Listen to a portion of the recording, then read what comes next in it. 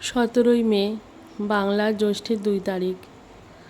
প্রতি বছরের মতন এবারও আসলো, কিন্তু এখনো পর্যন্ত বাজে ঠিক বলবো না, কিন্তু এরকমভাবে কোনো দিন কোনো বছরে আমাকে কাটাতে হয়নি।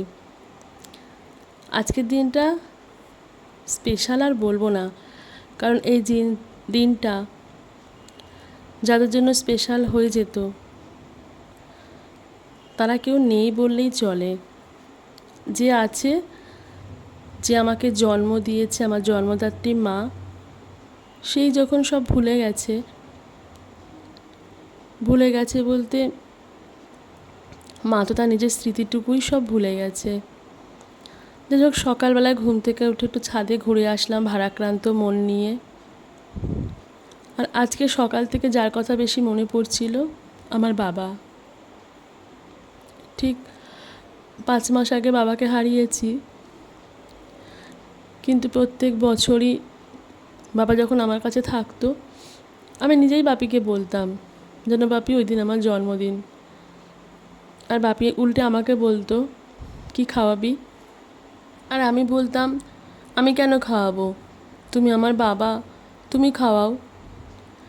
একটা কথা বেশ বুঝতে পেরেছি, জানো তো, ম্যাচুরিটি।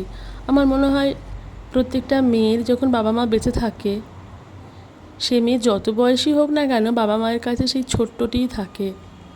আর এবছর বাবা চলে যাওয়াতে আমি যেন হঠাৎ করে অনেক বড় হয়ে গেলাম। তাই এই বছরে কাউকে আর 1 সপ্তাহ আগে বা 10 দিন আগে থেকে বললামও না যে আমার কিন্তু জন্মদিন আসছে। বিয়ের পর আমি যখন শ্বশুরবাড়িতে পা দিলাম, তখন জানলাম যে আমার শ্বশুরবাড়িতে কারো জন্মদিন সেভাবে সেলিব্রেট হয় না।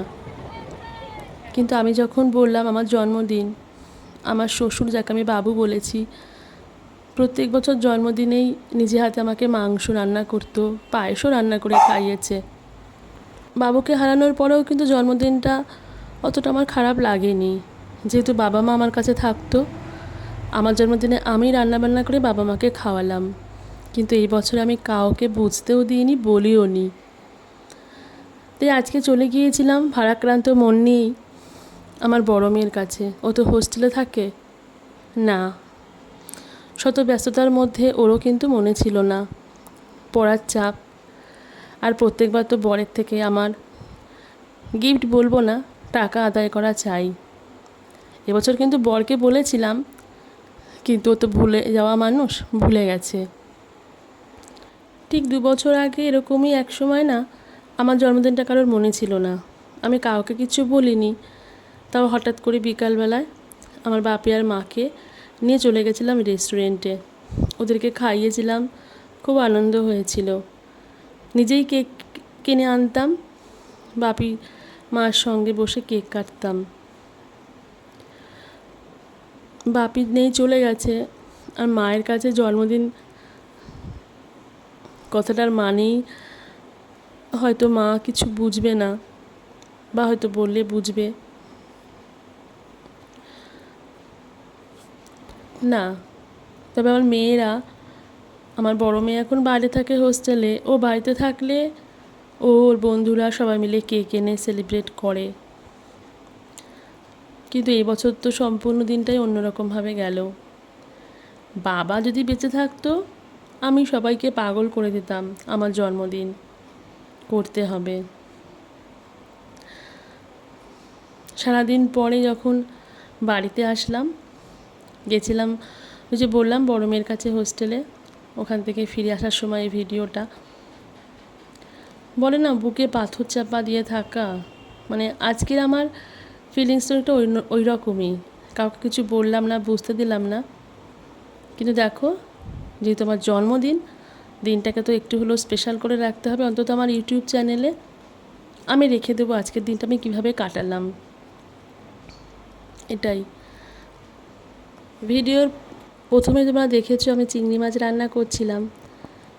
আমি মাছ খুব একটা ভালো খাই না, কিন্তু যেহেতু বড় মেয়ের কাছে যাব, তাই আমার বর নিয়ে এসেছিলো, তো ওর জন্য রান্নাবান্না করে নিয়ে গেছিলাম। আর বাবার জন্যই বেশি মনটা খুব খারাপ লাগছিল। এখন ফিরে আসছি, শিয়ালদা স্টেশনের ছবি তোমরা দেখতে পাচ্ছ। আসলে আজকের দিনটা সম্পর্কে আমি কী বলবো, আমি নিজেই বুঝতে পারছি না। রান্নাবান্না করলাম, মেয়ের কাছে গেলাম, বাড়িতে ফিরে আসলাম। খুব গরম তো, খালি হাতে ফিরবো, আমার জন্মদিন। আইসক্রিম নিয়ে আসলাম, মা আমি ছোটো মেয়ে তিনজনে বসে খেলাম। জানো, মিয়ামোড় থেকে ছোট্ট একটা কেকও এনেছি। কেক ঠিক বলে না, ওগুলোকে পেস্ট্রি বলে। ছোটো মেয়েকে বলিনি যে আমার জন্মদিন, বলেছি পড়ে আয়, এসে ওটা খাবি। এই দেখো কোকো, ও তো আইসক্রিম খেতে ভীষণ ভালোবাসে। আমার জন্মদিন, তাই কোকোকে আজকে স্পেশাল করে একটা আইসক্রিমও আমি দিলাম খেতে। যাই হোক, সবাই ভালো থেকো। ভারাক্রান্ত মন নিয়ে আজকের দিনটা কাটিয়ে দিলাম। আমার পাশে থেকো। Tata, bye bye.